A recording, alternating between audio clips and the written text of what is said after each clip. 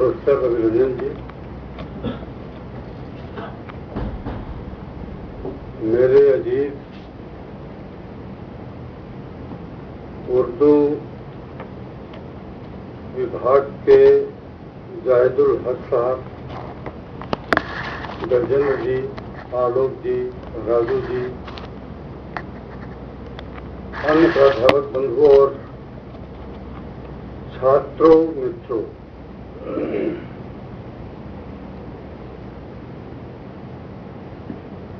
रेणु न तो लोहे के चने हैं और न मैं घोड़ा हूं। स्वाद तो क्या जानूंगा मैं, फिर भी मैं कुछ बातें आपके सामने कहूंगा। हो सकता है आपके काम की हो निकले। मेरे लिए खुशी की बात है कि हमारे बीच रेणु के गांव के पास के हक साहब बैठे हुए हैं,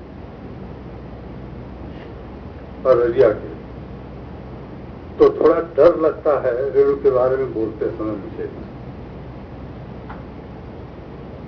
क्योंकि इन्होंने मैला आंचल के सौंदर्य को ज्यादा अच्छी तरह समझा होगा, उसकी भाषा को, बोली बानी को, जिन त्योहारों और पर्वों और विश्वासों की बातें करते हैं उन्हें।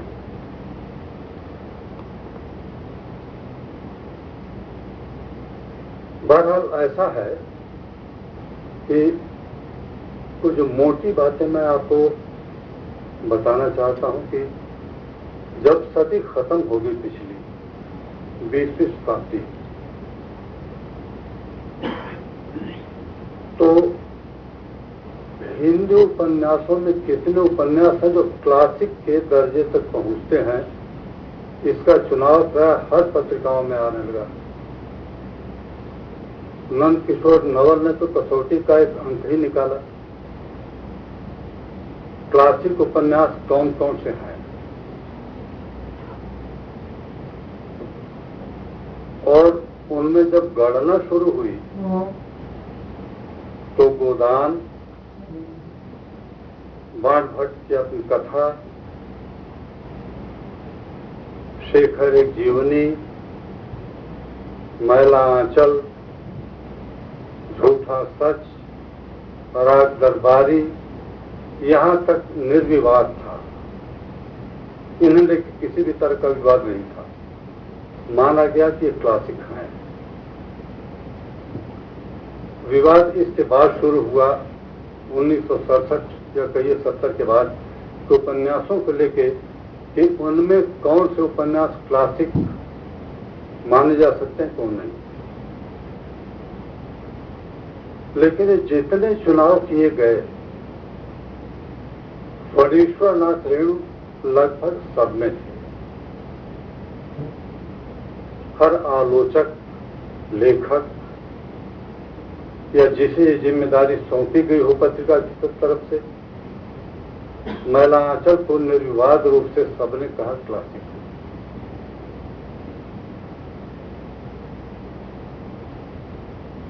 क्लासिक कैसे उपन्यास होते हैं शायद आप जानते हो।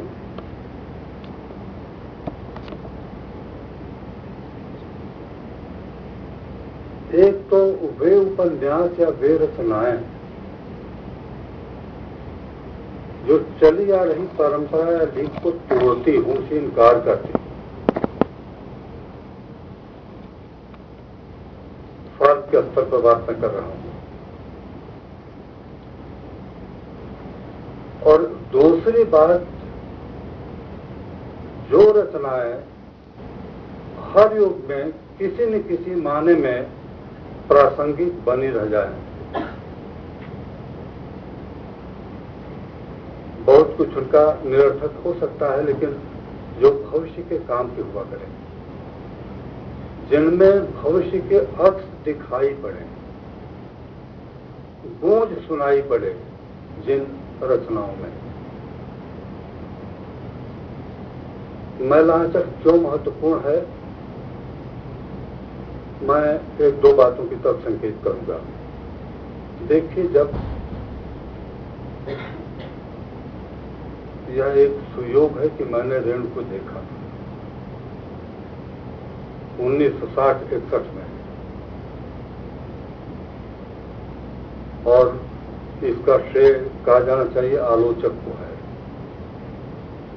मेरे भाई नामवर जी, जिनसे रेणु मिलने के लिए 60-61 में आए थे बनारस।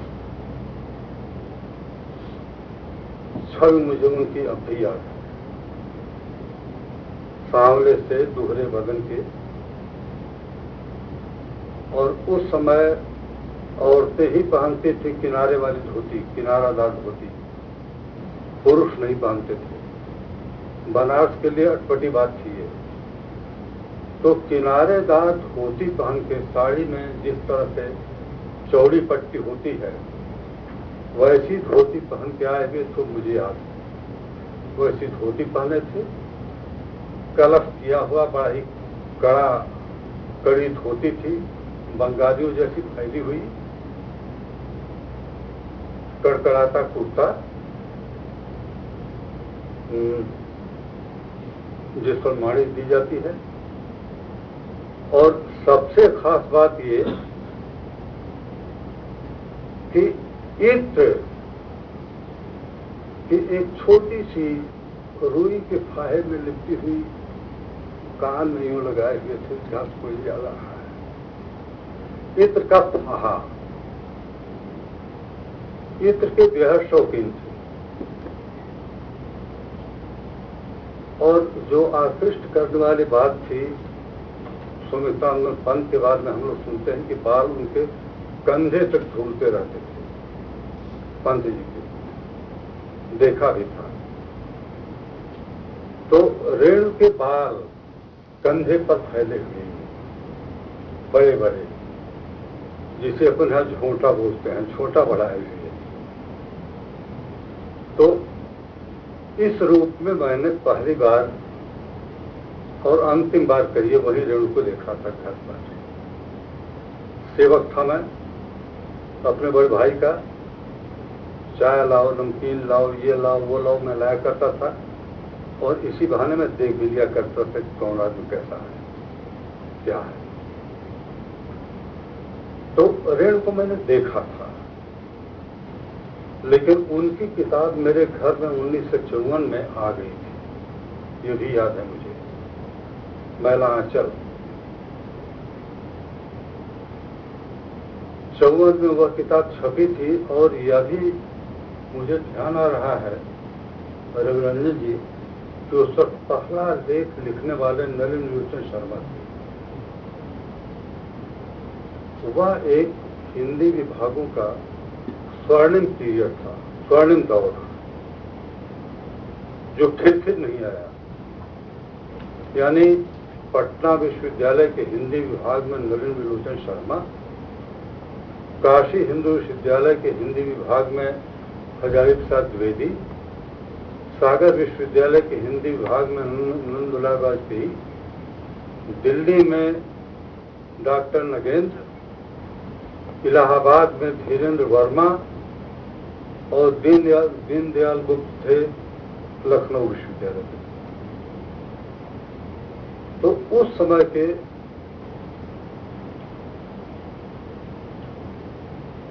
कलकत्ता तो खैर बाहर पड़ता है, लेकिन लता साहब शुगुल थे या कौन थे या लोढ़ा जी आ गए, हम नहीं कर सकते।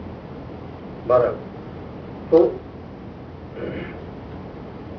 नलिन जी ने पहली बार मेरी जानकारी में मैला आंचल को गोदान के बाद का सबसे बड़ा हिंदी उपन्यास बताया था।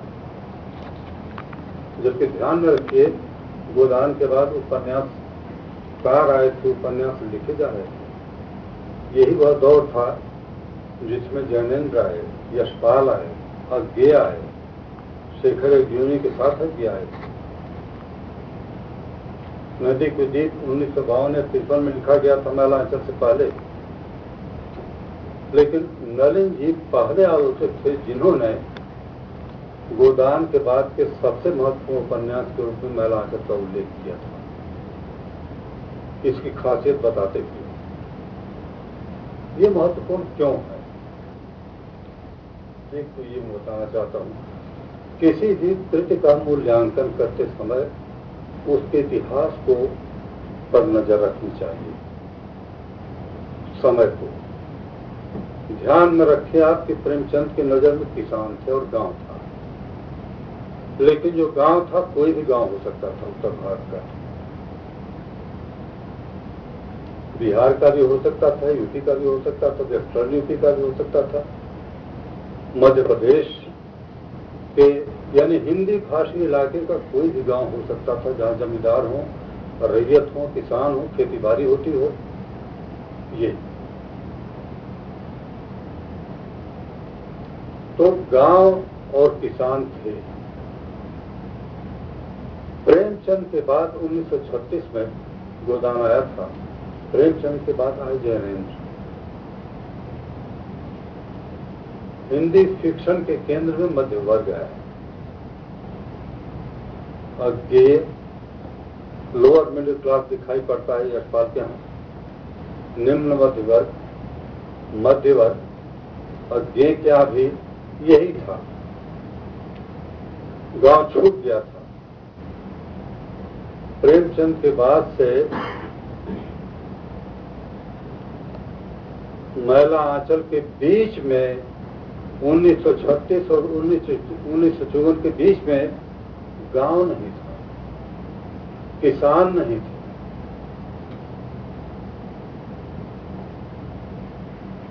तो इसके महत्व को रेखांकित करते समय इन बातों को ध्यान में रखना चाहिए। बीच के उस दौर को, जबकि गांव या ग्रामीण संस्कृति या ग्रामीण शोषण या गांवी जीवन कथा साहित्य से गायब की तरह था, गायब था लगभग। प्रगतिशील कविताओं में फसलों के सौंदर्य जरूर दिखाई पड़ते हैं, मजदूरों के शोषण दिखाई पड़ते हैं, लेकिन ये चीज गायब थी।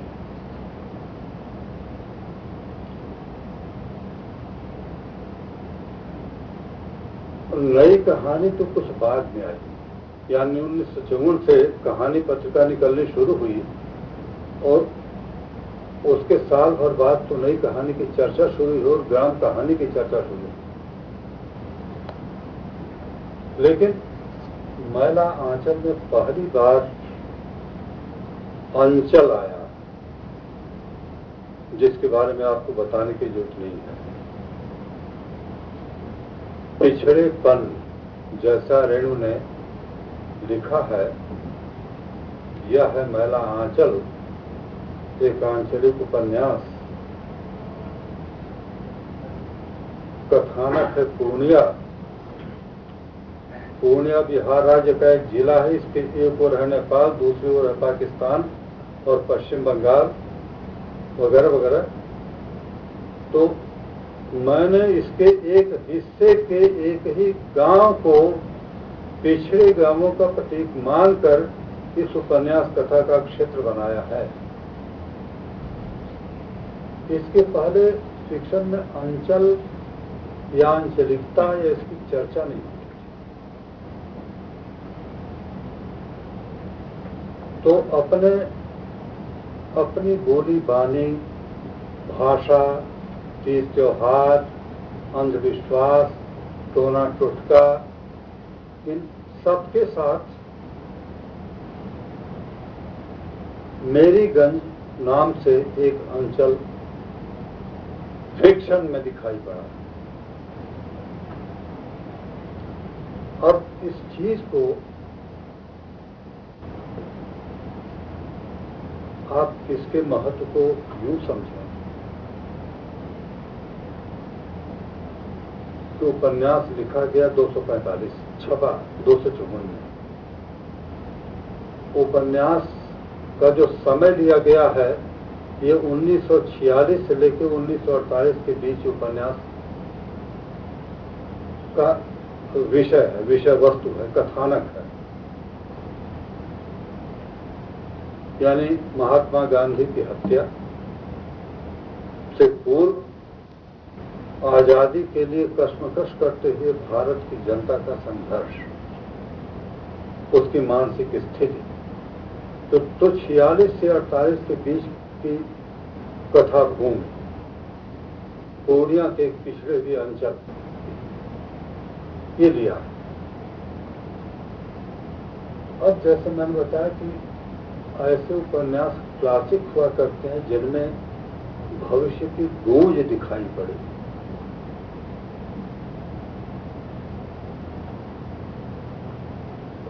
दो उदाहरण मेरे सामने हैं। उस समय मुख्य रूप से कांग्रेस पार्टी थी जो सत्ता में थी, सत्ता में आई भी। दूसरी पार्टियां कम्युनिस्ट पार्टी थी जो उस समय महत्वपूर्ण थे, लेकिन वह पार्टी या उसके बाद आने वाली पार्टियों का क्या स्वभाव हुआ, कैसी हुई, क्योंकि सबसे बड़ी पार्टी कांग्रेस थी। इसलिए जो आज कांग्रेस पार्टी है, भ्रष्टाचार वगैरह आप देख रहे हैं, इसकी शुरुआत, भारत की आजादी की शुरुआत कैसे हुई, इसमें नमूने के रूप में जब महात्मा गांधी मर गए हैं, श्राद्ध होना है उनका, पूरा देश श्राद्ध की तैयारी कर रहा है। मेरीगंज के जो तहसीलदार साहब हैं विश्वनाथ सिंह, वे पूरी बस्ती को न्योता देने वाले हैं, जिसमें हर तरह के हर बार उनके लोग खाए पीएंगे। पूरे देश में हर गांव में हो रहा है, मेरे गांव में भी हुआ था, मुझे याद है, श्राद्ध गांधी जी का। गांधी जी के श्राद्ध के दिन इसमें दो कांग्रेसी हैं, एक बलदेव जी हैं शायद, और दूसरे हैं वामन दास, 1.5 बित्ता के आदमी, दुबले पतले। जब पूरा देश श्राद्ध कर रहा है, वामन दास के मन में आता है कि आज के दिन गांधीवादी, आज के दिन जो नागर नदी के दोनों तरफ, नागर नदी विभाजक है पाकिस्तान, नेपाल और भारत, ये नदी, इस नदी के एक तरफ पूर्वी बंगाल यानी पूर्वी पाकिस्तान जो बांग्लादेश है, एक दूसरी तरफ नेपाल और नदी की इस तरफ हिंदुस्तान। तस्करी वहां से होती है, उन्हें खबर दी जाती है कि अमुक दिन रात में 50 बैलगाड़ियां गुजरेंगी जिन पर अवैध माल लदा होगा, सीमेंट और क्या क्या दुनिया भर की चीजें होंगी। ये तस्करी कराता कौन है? 1948 में जब कांग्रेस की हुकूमत इस देश में थी, तस्करी कौन करवा रहा था? दुलार चंद कापरा, जो कटहा थाने के कांग्रेस कमेटी का अध्यक्ष है, सेक्रेटरी है। दो का जिक्र आया है। एक है चन्मल मारवाड़ी का बेटा सागरमल। सागरमल कांग्रेस का अध्यक्ष है, नरपत नगर का अध्यक्ष वह आदमी बनाया गया है जो जब गुलामी के दिनों में कांग्रेसी पिकेटिंग करते थे या धरना देते थे तो उनको पिटवाने के लिए चन्मल मारवाड़ी ने सिपाहियों को, जो ब्रिटिशर्स थे, उन सिपाहियों को घूस दिया था उसने उन्हें पीटने के लिए, कांग्रेसियों को पीटने के लिए। तो जिन कांग्रेसियों को पिटवाया था उन्होंने, उसने चंबल मारवाड़ी ने, उसी का बेटा सागरमल कांग्रेस का अध्यक्ष है नरपत नगर का। दूसरे है दुलार चंद कापरा, जुए का अड्डा चलाते हैं, नेपाली लड़कियों की तस्करी करते हैं, जिसे आज की भाषा में कबूतरबाजी कहा जाता है। तो नेपाली लड़कियों की तस्करी करते हैं और उन्हें बेचते हैं। दुलार चंद कापरा वे कटहा कांग्रेस कमेटी के सेक्रेटरी हैं और तस्करी उनकी बैलगाड़ियां करती हैं। दृश्य आता है।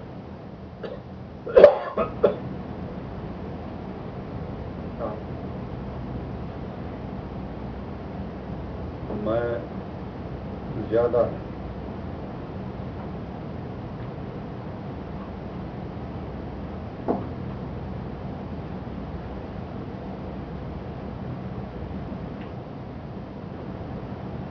बहुत बुरे वक्त में पहुंचे थे बावन दास उस नागर नदी के पास, जहां से पास होनी थी वो गाड़ियां। माँ की ठिठुरती हुई सर्दी, पछिया हवा भी चलती है, लगता है आज की रात बद्रीनाथ की तरह यहां भी बर्फ गिरेगी। रामदंडी सिर पर आ गया। बीच में मैं कहता हूं एक थोड़ी, अब आप लोग इसे बता सकते हैं। मैं कई साल पहले तमिलनाडु गया था। वहां मुझसे सवाल किया था लोगों ने, ये 70 के आसपास की बात है, नहीं 78-79 के आसपास की बात है।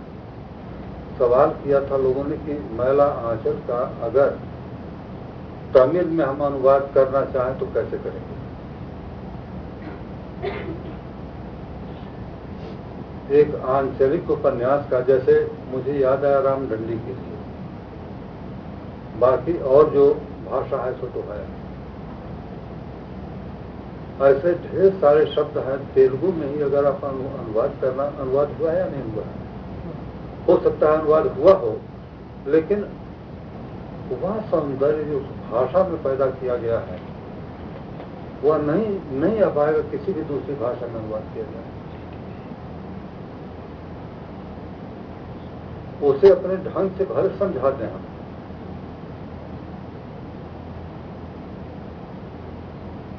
क्योंकि इस मुश्किल को मैं समझ रहा हूं। काशी का अनुवाद बांग्ला में एक महिला कर रही थी और बेहद आफत में थी कि हम क्या करें इसका। तो मूल का अनुवाद किसी दूसरी भाषा में होना, और वो भी ऐसी भाषा में जो उपन्यास लिखा गया हो, मुश्किल होता है। पर तो यहाँ बावन दास पहुंचते हैं और इंतजार कर रहे हैं झाड़ी में छिप के बैलगाड़ियों के आने का। बैलगाड़ियां आती, कलीमुद्दीन नाका पर बैलगाड़ियां आती हैं। कलीमुद्दीन भारत में था। जब पूर्वी पाकिस्तान था तो वहां के लोगों ने कहा नाम सही साफ है कि कलीमुद्दीन, इसे पूर्वी पाकिस्तान में होना चाहिए, लेकिन विभाजन में कलीमुद्दीन रह गया भारत में ही। तो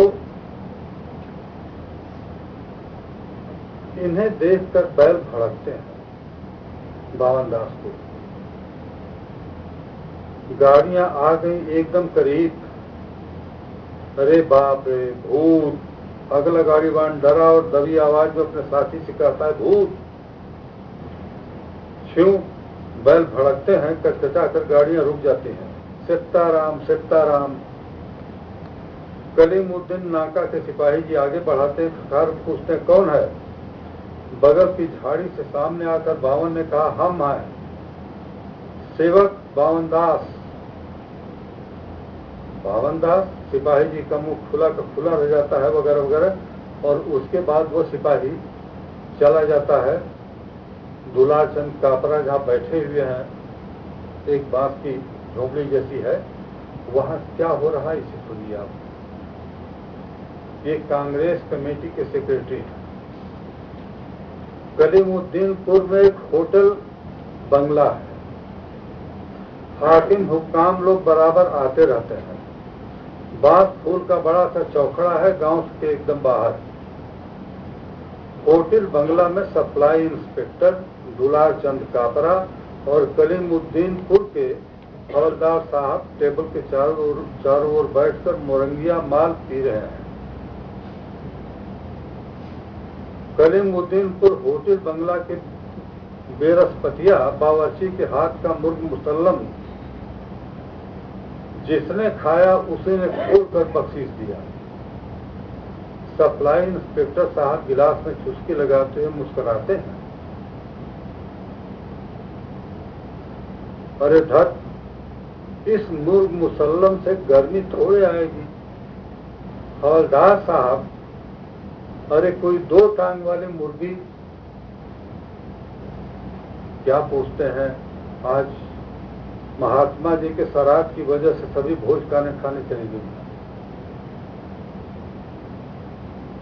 दुलारचंद कापरा कहता है, हूँ ऐसा जानता तो कथा से ही 2 रिफ्यूजी को उठा लाते। सब मजाक किरकिरा कर दिया। कड़कर कड़क सप्लाई इंस्पेक्टर चित्तरानंद सिंह जी मुर्गी की टांग चबाते हैं। ये चल रहा है, उसी में राम बुझामन सिंह पहुंचते हैं और बताते हैं कि सब चौपट बावन दास आए। बावन दास कहाँ? सदी गुम हो गए। बेरसपतिया बावर्ची इशारे से कहता हवलदार साहब को मिल सकती है मुर्गी सर, मगर रुक कर दोनों हाथ की उंगलियां दिखाता है। रुपया पैसा कितने रुपए लगेंगे? हवलदार साहब कहते हैं, अच्छा भी ठहरो, तुम बाहर जाओ। क्या हो, अब अकेला है? एकदम अकेला। मगर इसका मतलब जानते हैं दुलारचंद जी, कापरा जी, सबकी निगाहें मिलती हैं आपस में। दुलारचंद गिलास में बोतल से शराब ढाल कर गटागट पी जाता है। सभी उसको आशा भरे दृष्टि से देखते हैं। मैं पंजाबी हूँ जी, ये दुलारचंद बोल रहा है, कांग्रेस कमेटी का सेक्रेटरी। मैं पंजाबी हूँ जी, मगर आगे आप लोग जानो, मैं अपना फर्ज अदा करने जाता हूँ।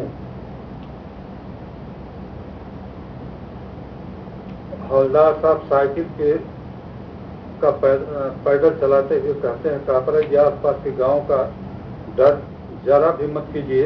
ऐलान किया हुआ है कि सरहद के आसपास रात बारात में जो निकलेगा उसे गोली लग जा सकती है, मारा जा सकता है। इससे कोई डर नहीं, जो करना हो कीजिए आप, निश्चिंत करता है कापरा को। उसी में ये अंतिम दृश्य है जो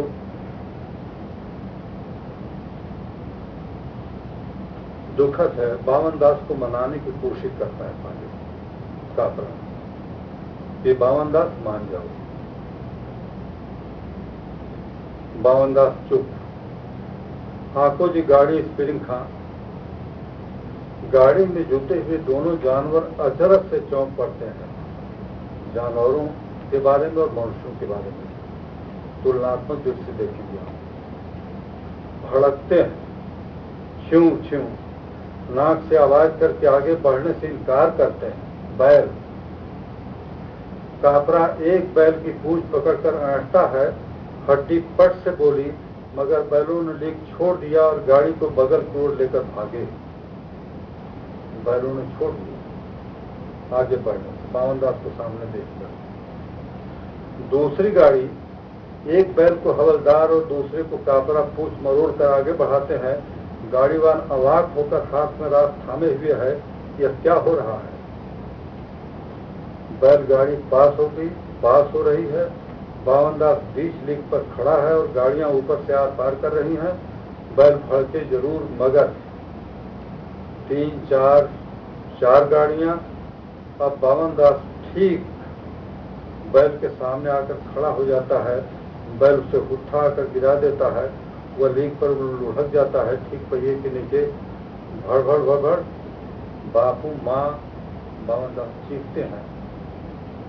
गाड़ियां पास कट कट गाड़ियां पास हो रही हैं, 50 गाड़ियां। आखिरी गाड़ी जब गुजर गई तो हवलदार और राम बुझावन सिंह मिलकर बावन की चिट्ठी चिट्ठी लाश, गांधी के श्राद्ध के दिन घटना है ये, बावन की चिट्ठी चिट्ठी लाश, लहू के कीचड़ में लथपथ लाश को उठाकर चलते हैं। नागर नदी के उस पार पाकिस्तान में फेंकना होगा, इधर नहीं, हरगिज नहीं। दुलार चंद कापरा बावन की झोली लेकर उनके पीछे पीछे जाता है। नागर पार करते समय बावन के गले की तुलसी माला नागर की बहती हुई धारा में गिर पड़ती है। सीताराम यानी उनकी माला नागर नदी में फेंकता है। 4 बजे भोर को पाकिस्तान पुलिस ने घाट गश्त लगाने के समय देखा लाश। अरे यह तो उस पार के बौने की है। सरहद पर रहने वाले पाकिस्तान के लोग जानते थे बावन दास को कि अरे यह तो उस पार के बौने की है, यहाँ कैसे आई? ओ समझ गए, उठाओ जी हनीफ और जुम्मन ले चलो उस पार। तो बावन की ठंडी लाश झोली डंडा के साथ फिर उठी। बावन ने 2 आजाद टिप्पणी है लेखक, बावन ने 2 आजाद देशों की, हिंदुस्तान और पाकिस्तान की ईमानदारी को, इंसानियत को बस 2 टेक में ही नाप दिया। ये गांधी के श्राद्ध के दिन कि कांग्रेस पार्टी के सेक्रेटरी का हाल, उसी का विकास हुआ है, आज तक होता रहा है। मैंने कहा भविष्य की गूंज जिस रचना में दिखाई पड़े, आजादी को एक सामान्य आदमी कैसे देख रहा था और एक लेखक कैसे देख रहा था, उसकी नजर में स्वाधीनता क्या थी। स्वाधीन लाने वाले आदमी ही थे, मुख्य रूप से कांग्रेसी थे। ये इसलिए भी महत्वपूर्ण है कि जिसे हम नई कहानी कहते हैं, उन नई कहानी के कहानीकारों में आशाएं, आकांक्षाएं, उम्मीदें नजर आती हैं, लेकिन उनके शुरू करने के पहले ही रेणु ने इस कंट्राडिक्शन को, अंतर्विरोध को आजादी के देख लिया था, समझ लिया था कि आगे क्या होना है, क्या होने जाना है। एक बात। दूसरी बात, आज के कथाकारों को पढ़ते होंगे,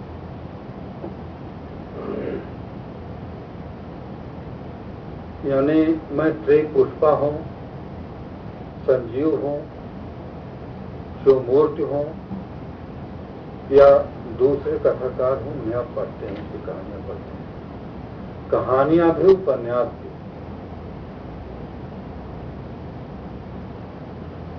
ग्लोबलाइजेशन के बाद एक चीज आई है,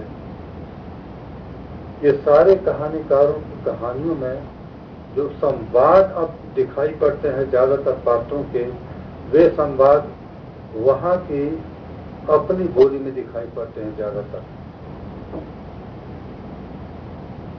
भोजपुरी में, बघेली में, मालवी में, छत्तीसगढ़ी में, मैथिल में, गौरीनाथ वगैरह के यहाँ, या जो भी मैथिल लेखक हैं, मैथिल में, यहाँ तक कि वजही में भी। तो एक तो इनके यहाँ जो यथार्थ को बताने के लिए, यथार्थ चित्रण के लिए पात्रों के संवाद जो अब बोलियों में दिखाई पड़ते हैं, डायलेक्ट्स में, गोदान में नहीं था ये। ग्राम कथा लिखने वाले जो कथाकार थे, मार्कंडेय हों या शुभसार सिंह हों, शैलेश मटियानी हों, इनके यहाँ कुछ शब्दों के प्रयोग से उस क्षेत्र को लोकेट कर सकते हैं आप, या लेखक की भाषा को लोकेट कर सकते हैं। भोजपुरी के शब्द आते थे, बोलचाल के शब्द आते थे उनके यहाँ, संवाद उनके यहाँ नहीं दिखाई पड़ते थे। लेकिन अब जो लेखक लिख रहे हैं, और खासतौर से युवा लेखक विभिन्न क्षेत्रों से आए हुए, वे इस्तेमाल कर रहे हैं वहाँ की बोली जाने वाली लोक बोलियों का। अगर इनके सूत्र ढूंढे जाएं हिंदी में कि ये कहाँ किसने किया है, कहाँ से ये शुरू हुई, तब भी आपकी नजर जाएगी रेवण की तरफ, उन कहानियों की तरफ जिन्हें ठुमरी धर्मा कहा गया है। चाहे पंचलाइट हो या तीसरी कसम हो या और कहानियां हैं, वहां भी वे शब्द नहीं है, शब्द है, बातचीत नहीं है। जो वाक्यों की बनावट है वो खड़ी बोली की ही है, शब्द आ जाते हैं, लेकिन अब सीधे सीधे उस बोली या भाषा में इस्तेमाल हो रहा है।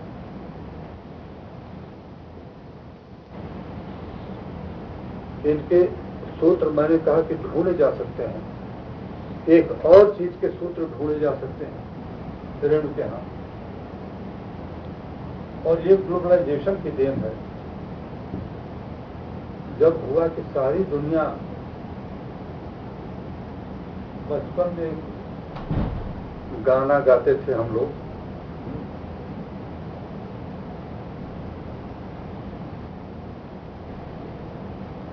बच्चे थे तो, और इसे बनारस के किसी आदमी ने लिखा था, बच्चे थे तो गाते थे।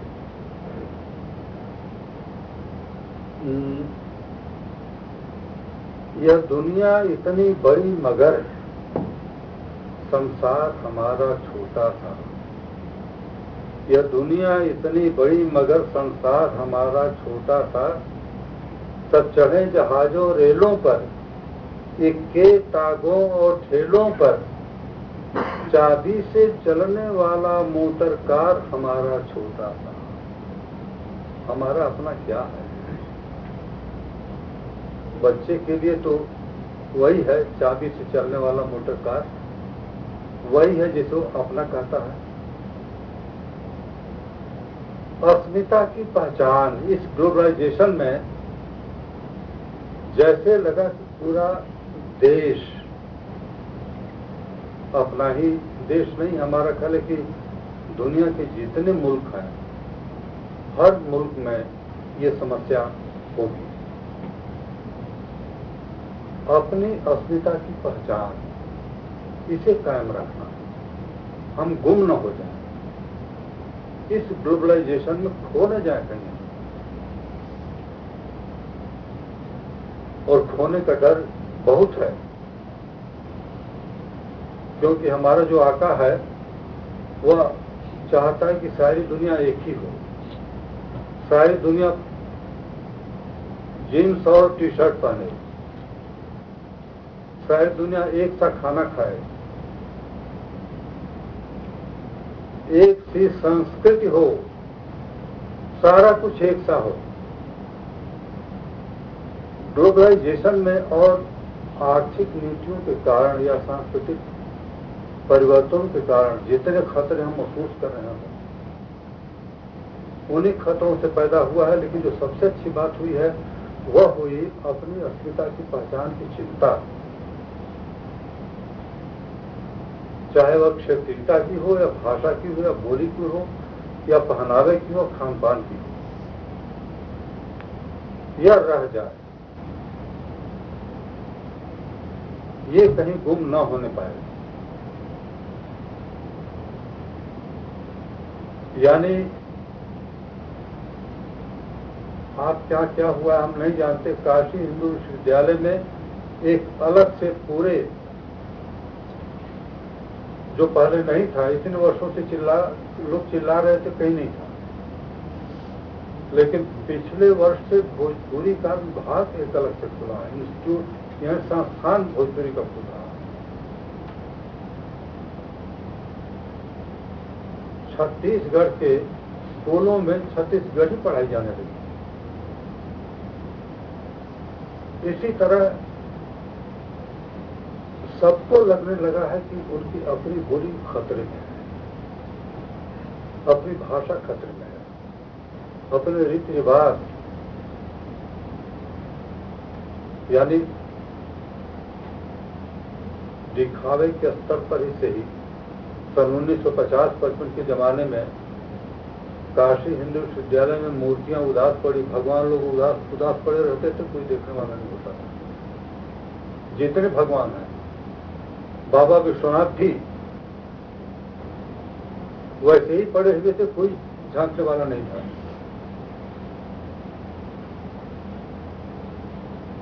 और अब तो मैं काशी हिंदू विश्वविद्यालय में हिंदी विभाग के नहीं, विश्वविद्यालय के प्राध्यापकों को देखता हूँ। बहुत से लोग सवेरे तांबी की लुटियां लेके चलते हैं, पीपल पर उसको पानी चढ़ा के ले चलते हैं, बरगद पर असंगतियां ढेर सारी हुई हैं, लेकिन जो सबसे खास बात हुई है, अपनी अस्मिता की चिंता, उसे बचा के रखना चाहिए। इसका बहुत ही भदेय स्वरूप दिखाई पड़ता है, खाली उसी के अंतर्गत आप चाहें तो ले सकते हैं इसे। इसका बहुत ही भदेय स्वरूप दिखाई पड़ता है अपने हाथ कि जब हुआ कि अयोध्या में राम मंदिर बनेगा, हाँ, तो अरबों रुपए विदेशों से जो कमाई कर रहे हैं लोग, नौकरी कर रहे हैं, मंदिर के लिए उन्होंने भेजना शुरू किया। अपनी अस्मिता की चिंता के विविध रूप हानिकर भी, जिन्हें हम कहते हैं कि ध्वंसक भी दिखाई पड़ते हैं, लेकिन रचनात्मक रूप भी दिखाई पड़ते हैं।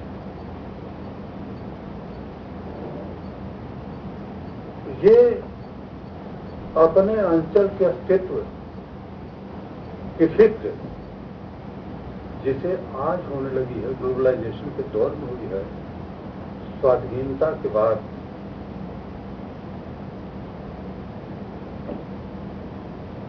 रेणु के यहां दिखाई पड़ रही है आजादी को लेकर कि इस स्वाधीनता में मेरीगंज को क्या मिल रहा है, मेरीगंज कहां इस आजादी में? वही अशिक्षा, वही पिछड़ापन, वही मलेरिया जिसके लिए डॉक्टर जाता है वहां, वो यानी जो ग्लोबलाइजेशन में हम अपनी अस्मिता की तलाश कर रहे हैं, स्वाधीन देश में अपनी अस्मिता की चिंता इस आदमी ने की, रेणु ने, कि पूर्णिया के पूरे इलाके नहीं, एक हिस्से के एक ही गांव में, उससे वानगी के रूप में आप ले सकते हैं कि उस पूरे अंचल में देश के आजाद होने के बाद कहां था देश, कहां थी आजादी,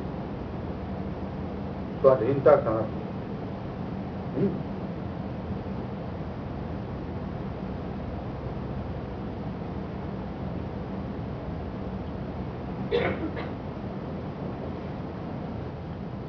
तो लिखे तो जा रहे हैं आज भी, लेकिन मैला आंचल के समानांतर आज भी कोई पुस्तक नहीं आपको मिलेगी।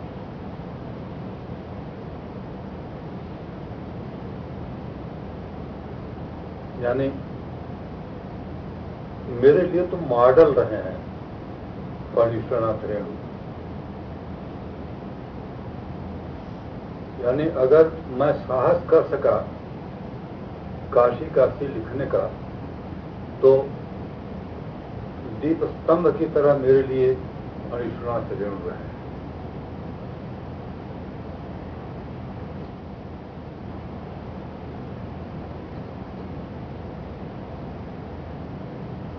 तो बाकी तो आप पढ़ते होते रहते हैं, कोई बात नहीं। अंत में जो मैं कहना चाहता हूं ये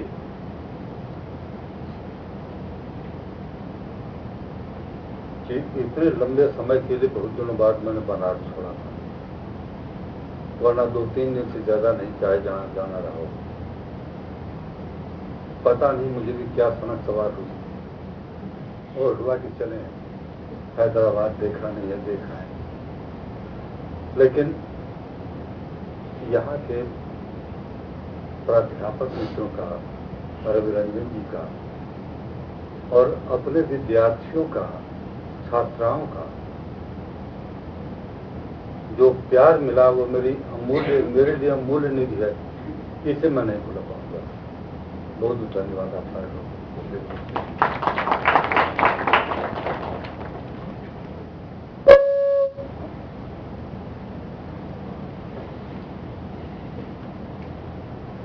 प्रश्न आमंत्रित है, सार्थक प्रश्न, फिर मैं कहूँ सार्थक को रेखांकित करता हूँ। कोई जरूरी सवाल है तो पूछ लीजिए।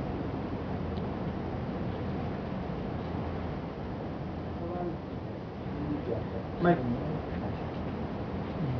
जिज्ञासा है, आपने राम मंदिर रेस्ता का उदाहरण देते हुए, मेरे ख्याल से 92 में राम मंदिर का मामला उछाला गया था। 90 के समय भारत में आर्थिक नीतियों का परिवर्तन होता है। जिस रूप में भूमंडलीकरण हमारे सामने पिछले 10 वर्षों में आया है, उस रूप में तो नहीं था 93, 94, 95 तक। तो कैसे आप इस बात को जोड़ सकते हैं भूमंडलीकरण से? मैं ये जानना चाहता हूँ राम मंदिर के प्रश्न को। और अगर ये 90 के पहले ये मामला उछाला गया होता 85 में, तो क्या इस तरह की प्रक्रिया नहीं होती? अरबों रुपए बाहर से नहीं आते? एक धार्मिक उतावलापन जो लोगों में फैला था देश में, उत्तर भारत में, वह नहीं होता क्या? बस समझने के लिए।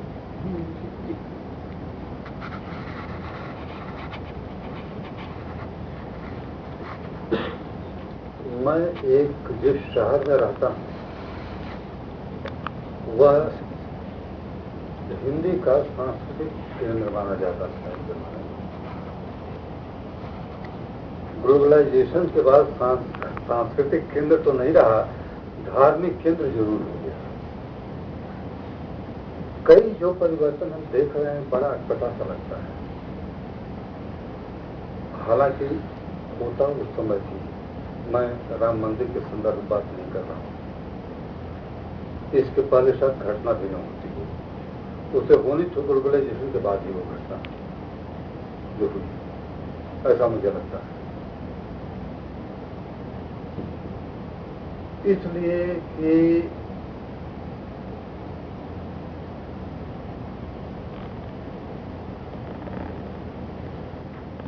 खैर उसे छोड़िए, उसके बारे में हम ये देख रहे हैं। देखा मैंने कि 90 के पहले बनारस क्या था और ग्लोबलाइजेशन के बाद बनारस में क्या परिवर्तन हुआ। हम देव दीपावली जैसा पर्व नहीं जानते थे बनारस में 90 के पहले, कि बनारस के 80-85 जितने घाट हैं, उन घाटों पर तो दीपावली मनाई जाए, घाटों पर दिए जलाए जाए, और गंगा किनारे, और हुआ कि उस दिन सारे देवता जितने करोड़ हैं सब उस दिन बनारस में आते हैं, और इसलिए उनके सम्मान में होना चाहिए देव दीपावली। छठ को हम नहीं जानते थे, जो बिहार में मनाई जाती है, छठ। अब यहाँ लालही छठ करके एक छठ थी जिसमें बच्चे के लिए नहाने के लिए औरतें आती थी। लेकिन इस तरह से छठ की तैयारी हो, गन्ना लेके गांव से और सारे घाट उस दिन पूरा नगर जैसे घाटों पर उतर आए, जैसे देव दीपावली को पूरा नगर घाटों पर चलाता है, बस्तियां खाली हो जाती हैं।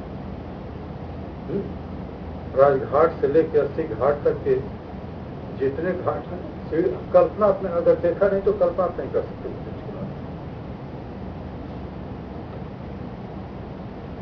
सारी दिए तेल यानी इतनी दूरी पर घाट में अगर सैकड़ों सीढ़ियां हैं तो सैकड़ों सीढ़ियों पर दीप जलाए जाएं और वो 12 बजे रात तक तेल उसमें डाला जाता रहे और फिर जलाया जाता रहे, फिर डाला जाता रहे, फिर बुझनन किया जाए। मैंने देखा कि वे सारे पर्व या त्योहार जो पहले नहीं थे, वे अंधविश्वास की तरह लोगों में घर करते जा रहे हैं और तैयारी शुरू हो रही है। और हो ये चीजें अपनी तरफ आलोक जी, मैं जो देख रहा हूं, इन चीजों को प्रोत्साहन मिला भाजपा के सत्ता में आने के बाद, क्योंकि उसके बाद ही भाजपा सत्ता में भी आई, उसी राम का सहारा लिया। और उसके आने के बाद जो धार्मिकता जिस रूप में अपने यहाँ बढ़ी, उसकी प्रशंसा कीजिए, आप भर्त्सना कीजिए, चाहे जो कुछ कीजिए, लेकिन भयानक रूप से बढ़ी। चिंता होती है।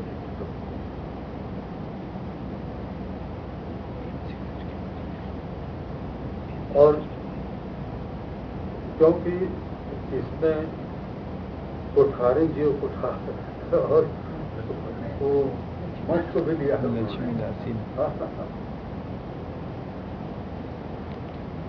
तो हमें लगता है कि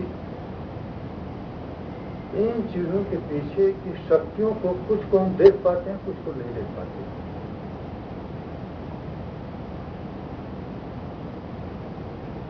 इन चीजों को क्यों इतना बढ़ावा दिया जा रहा है, कहां से दिया जा रहा है? कुछ नजर आता है, कुछ नहीं नजर आता। मैं तो नहीं कर सकता हूं। मैं पूछ सकता हूं? बहस के लिए नहीं, बिल्कुल नहीं, इस बात में कर ही नहीं सकता।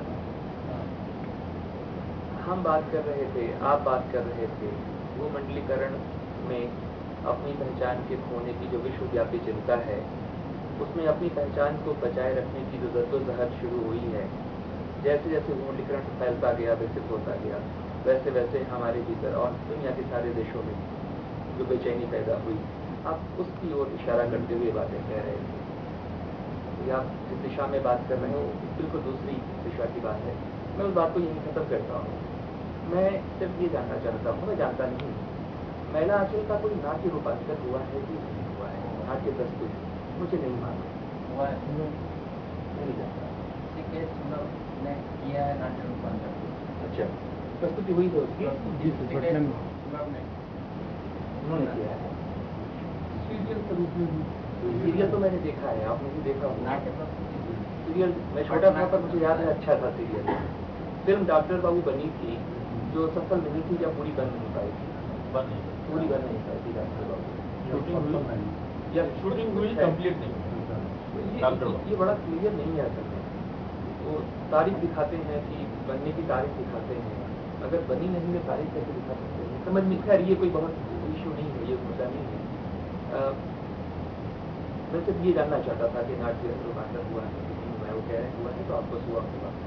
ठीक है, मेरे पास कोई और प्रश्न नहीं है, कोई और पूछना हो जानकारी नहीं है, लेकिन आप वो कह रहे हैं तो बिल्कुल सुलभ जो नाट्यकार है उन्हीं ने करवाया है प्रस्तुति अभिमन्यु सुलभ जी ने करवाया, वो नाट्यकर्मी है। हाँ, आप जानते हैं, उन्होंने लेकिन हमारा ख्याल पूरे उपन्यास का तो संभव नहीं सर नाट्य प्रस्तुति में तो उसको कटिंग करेंगे तो उसका ये भी करके किया होगा, एडेप्टेशन होगा सर। जो नृत्य है वो सुलभ के माध्यम से जो है विवेकिया जरूर है, लेकिन महिला आंचल का सुना नहीं। महिला का नाट्य रूपांतरण हुआ है सर। वो कह रहे हैं तो हुआ होगा, वो पब्लिश नाटकों नहीं है, NHB में मंचन में हुआ, पब्लिश नहीं है, टेक्स्ट पब्लिश नहीं है, मंचन हुआ है। वो बताया। मंचन तो हुआ है उसका सर। मंचन भी हुआ। मंचन हुआ है दिल्ली में, अभी मंच में वहाँ वो प्रस्तुति हुई है उसकी। अच्छा, जैसा कि आपने कहा महिला आंचल की पूरी नाट्य प्रस्तुति संभव नहीं है। काशी नामा, काशी राज्य पे उसकी नाट्य प्रस्तुति हुई, मैंने देखा नहीं है, पर तारीफ बहुत उषा गांगुली जी ने बहुत अच्छा किया। आप दो चार शब्द जरा उसके बारे में बोलें, अपनी उस बात को ध्यान में रखते हुए कि पूरी प्रस्तुति संभव नहीं है। उषा गांगुली जी ने फिर क्या लिया, क्या छोड़ा, कैसा किया, थोड़ा सा प्रकाश डालें तो हमारा ज्ञान बढ़ने होगा। ऐसा है आलोक जी और मित्रों, काशी नामा में के केंद्र में एक कहानी है, पाड़े कौन सुमत तुम्हें लागी। मूल कहानी तो वह है, लेकिन उषा जी ने कहा कि इस एक कहानी में हम पूरे उपन्यास में आने वाले जो महत्वपूर्ण कुछ संवाद हैं, उन संवादों को भी डालना चाहते हैं। ऐसे बताऊं कि काशीनामा यहाँ तो नहीं हुआ है, लगभग मेरी जानकारी में 115 शो तो हो चुके हैं उसके, उससे ज्यादा, और वो जर्मनी भी जा चुका है, वहां भी 4 शो हो चुके हैं उसके।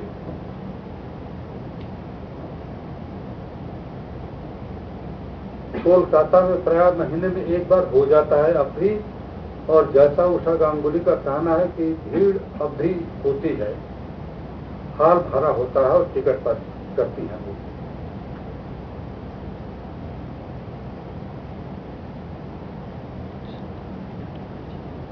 दो 2003 में कहीं से लौटती हुई वो बनारस आई थी और ठहरी थी, और उसके बाद उन्होंने, वे मेरे यहाँ आई, उन्होंने कहा कि वो नाटक करना चाहिए। इसके पहले पाड़े कम तुम्हें लागी पर जनसत्ता निकलता था कलकत्ता से, कोलकाता से, और कुछ लोगों ने गोष्ठी की थी, उसी में वो उपस्थित थी, तो उन्हें लगा कि इस पर नाटक संभव है, तो आई थी हमसे बात करने के लिए। बात की फिर बनारस में रह के उन्होंने कहा कि हम यहीं पर चाहते हैं कि उसका नाट्य रूपांतर जो करना हो कर लें, आपके साथ में बैठ के वहां नाट्य रूपांतर किया। छोटी छोटी चीजों को देखने के लिए बराबर वो कई बार आए, साल भर लगभग तैयारी उन्होंने की। किसी नाटक में इतना समय किसी नाटक को दिया जाए तैयार करने के लिए, पहली बार मुझे लगा कि हो रहा है। जैसे उन्हीं से मालूम है कि छतरी बनाने वाला पूरे नगर में केवल एक आदमी रह गया है, अगर वो मर जाएगा तो छतरी बना घाटों पर दिखाई पड़ेगी या नहीं दिखाई पड़ेगी, बनाना मुश्किल है। बनारस जो पंडा छतरी के नीचे बैठे रहते हैं, तो उन्होंने बताया कि केवल एक घर रह गया है छतरी बनाने वाला, पहले कई थे, लेकिन अब एक ही है जो छतरी बनाता है, और वहां से छतरी बनवा के वो ले गई। एक एक चीज, जैसे रामनामी है, लोटिया है, गंगा जली, तो कई बार आना जाना हुआ और वो अपने हिसाब से देखते रहे। 300 लोगों की टीम है, और संभवतः पहली बार 60 कलाकारों को लेकर यह नाटक तैयार किया उन्होंने। बेहद खर्चीला काम है, 60 कलाकार, और अद्भुत ये है कि 60 कलाकारों को नियंत्रित करना और पहला जो अब तो मर गए, लाइट एंड शेड जो है उसमें तापस सेन ने दिया था, जो मैंने देखा था। तो जिस दिन वो करने वाली थी उसी दिन उनके पति मर गए। दरअसल 2003 या कब, गांगुली जी के जो पति थे वो उसी जिस दिन करने वाली थी उसी दिन मर गए। इसलिए श्राद्ध के 3 दिन बाद ये उन्होंने कहा कि नाटक सब कुछ रोका जा सकता है, नाटक नहीं रोका जा सकता। और श्राद्ध के 3 दिन बाद उन्होंने उसका प्रीमियर किया था कोलकाता में, जिसमें मैंने देखा कि ये मृणाल सेन, गौतम घोष, नवनीता देवसेन, श्यामानंद जालान, यानी जितने कोलकाता के नाटकों का वह सम्मान मंचन का जो मैंने कोलकाता में देखा, वह अगर महाराष्ट्र में होता हो या केरला में होता हो तो होता हो मलयालम भाषी लोग के यहाँ, वरना और कहीं मैंने नहीं देखा। मैं 5 बार 25वें, 50वें, 75वें और 100वें शो पर मैं गया और हर बार इन्हीं लोगों को जो अपने अपने क्षेत्र के स्टालवर्ड्स हैं, इन लोगों को देखते हुए देखा, देखे हुए नाटक को बार बार। और उसमें हमसे मृणाल सेन से बातचीत हुई थी, उन्होंने कहा कि दर्शक कहानी इतनी पावरफुल है, उन्होंने मंचन की तारीफ नहीं की हमसे, हो सकता है वो देखी कहा हो। उन्होंने कहा कि कहानी इतनी पावरफुल है कि दर्शकों को 1 मिनट के लिए कहीं इधर उधर नहीं होना चाहिए, क्योंकि उसमें पांडे का सपना और फिर पढ़ाई का सपना और उसके बाद शिवालय को तोड़ के जो शौचालय बनाया जाता है, इसका निर्णय होता है का वो अद्भुत दृश्य है। उसका उद्घाटन किया था पश्चिम बंगाल के मुख्यमंत्री बुद्धदेव बसु, जो आए तो उन्होंने कहा कि मैं 5 मिनट से ज्यादा नहीं रुक पाऊंगा, लेकिन वो 2.5 घंटा रह गए। हमसे ये भी बल्कि उन्होंने चिंता जाहिर की कि ये नाटक उत्तर प्रदेश में कैसे होगा।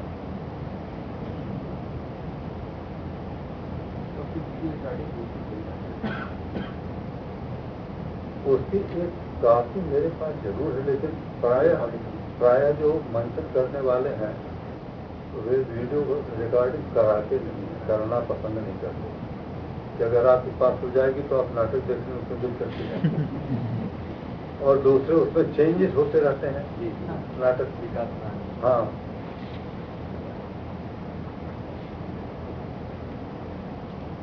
धन्यवाद। अब मैं हमारे विभाग के अतिथि प्राध्यापक सुरेश जी से अनुरोध करता हूँ कि सर का शॉल के द्वारा सम्मान करें। ये सुरेश।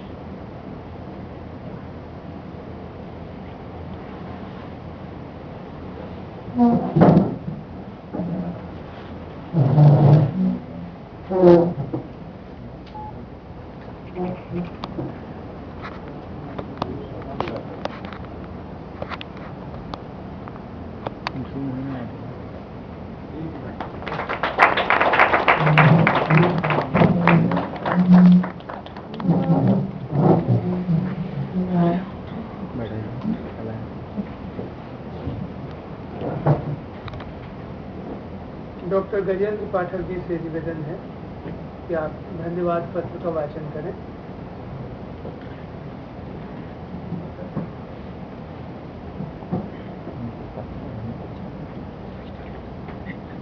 सम्मानित मान्यवर,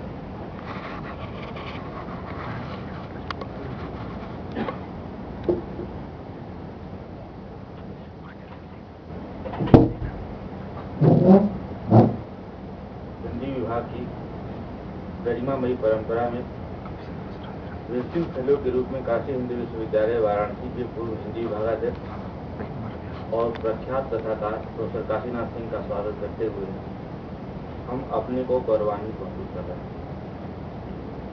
1 जनवरी 1937 को उत्तर प्रदेश के वाराणसी नहीं बल्कि बनारस जनपद में जन्मे काशीनाथ सिंह हिंदी की उस विरल परंपरा में है जहाँ साहित्य की कई विधाओं के बीच आवाजाही का साहस होता है और इस क्रम में जो टूटता भी है वह एक ताजगी का एहसास करा जाता है। शिल्प के स्तर पर जोखिम उठाकर अपना मोर्चा काशी का अस्सी और रेहन पर रघु जैसे उपन्यासों की रचना की है। ये उपन्यास सिर्फ काशीनाथ सिंह की उपलब्धि नहीं बल्कि हिंदी उपन्यास की विकास यात्रा के सुफल है। कौन ठगवा नगरिया लूटल हो और पाणे कौन कुमत लागी जैसी दर्जनों कहानियों की रचना सिर्फ काशी में और सिर्फ काशीनाथ सिंह द्वारा ही संभव। इसी जमाने में तुलसीदास ने पूरे बनारस को एक रंगमंच के रूप में देखने की कल्पना की थी। प्रेमचंद ने एक हाथ आगे बढ़ते हुए इस रंगमंच को रंगभूमि में तब्दील किया था। काशीनाथ सिंह ने 2 हाथ आगे बढ़ते हुए इसे ग्लोबल रणभूमि के रूप में प्रस्तुत करने का साहस किया है। इस रणभूमि में पात्र न तो अयोध्या के हैं और न लंका के, वे इसी मिट्टी में रचे बसे हैं और अपनी स्थानीयता से डरे और दबे हुए नहीं हैं, बल्कि यही उनकी ताकत है जिसके बल पर वे अमेरिका की भी ऐसी तैसी करने की क्षमता रखते हैं। तुलसी की रंगभूमि में कबीर का हस्तक्षेप भैया, याद हो कि न याद हो आछे दिन पाछे गए और घर का जोगी जोगड़ा जैसे संस्मरणों से और आलोचना भी रचना है जैसी आलोचना कृति में काशीनाथ जी ने यह प्रमाणित कर दिया है कि कॉमन ह्यूमन एलिमेंट की तलाश रचनाशीलता की पहली और आखिरी शर्त है। पब्लिक स्फेयर और प्राइवेट स्फेयर दोनों में कोई मूलभूत अंतर नहीं है, बल्कि दोनों का रास्ता मनुष्य के भीतर से होकर ही गुजरता है। अपने अग्रज नामवर सिंह की तरह काशीनाथ सिंह ने भी शुरुआत भाषा पर शोध से की। हिंदी की संयुक्त क्रियाओं पर शोध किया था। शब्दों का रेशा रेशा पहचानने की तरजीह उन्हें इसी क्रम में अपने गुरु हजारीशा द्विवेदी के मार्गदर्शन में प्राप्त हुई। द्विवेदी जी को अंतिम दिनों में इस बात का अफसोस रहा कि बाणभट्ट की आत्मकथा को भोजपुरी में होना चाहिए। काशीनाथ जी इस खतरे से पहले से ही सावधान रहे। हिंदी की रीढ़ गंवारू बोली ही है, उन्हें यह पता था। इसीलिए उन्होंने अपनी भाषा वहीं से उठाई जो सड़क के किनारे किसी भी चाय की दुकान और नदियों के घाटों पर बोली और समझी जाए। काशीनाथ सिंह की यही ताकत उन्हें अपने देश और परदेश दोनों जगह लोकप्रियता की शिखर तक ले गई। गुरुदेव रविन्द्रनाथ टैगोर से लेकर हरिशंकर प्रसाई तक का मानना था कि जो अपने देश और अपनी मिट्टी का नहीं वो हर जगह बेकार है। काशीनाथ जी की इसी ताकत ने कलकत्ता के प्रख्यात रंगकर्मी उषा गांगुली को काशीनामा करने के लिए आमंत्रित किया है, तो उनकी यही ताकत अब मुंबई के मशहूर फिल्म निर्देशक चंद्रप्रकाश द्विवेदी को काशी का 80 के फिल्मांकन के लिए प्रेरित कर रही है। आपने यहाँ आकर हमारा गौरव बढ़ाया है। अपनी व्याख्यान श्रृंखला में आपने क्रमशः अपने समय, रचनाशीलता, रचनाओं के पाठ एवं रेणु पर बात कर हमारी चिंता और चेतना की परिधि का विस्तार किया है। हम आपके आभारी हैं, कृतज्ञ हैं। हमारा विश्वास है कि भविष्य में हम आपको जब भी याद करें आप हमें निराश नहीं करेंगे।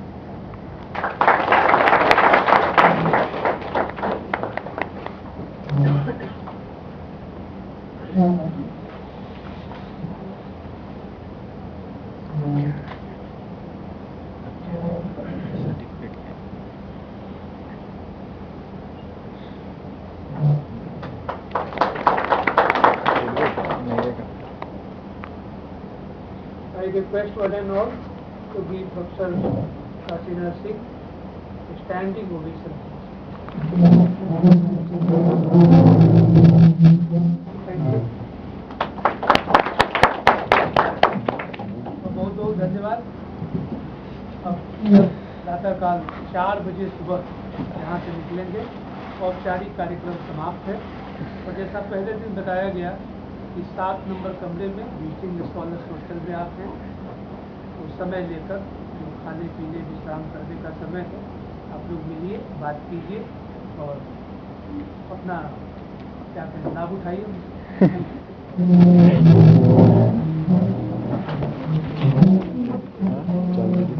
चाबी हाँ दे देंगे। Final cut.